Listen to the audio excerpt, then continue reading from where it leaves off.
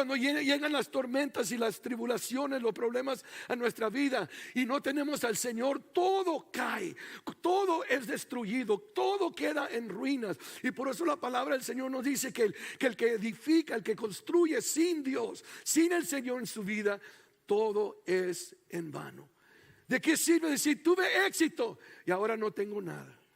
Tuve una casa, tuve riquezas, pero ahora mi familia se fue. Se desvaneció mi hogar, se desvaneció mi matrimonio, se desvaneció mi familia.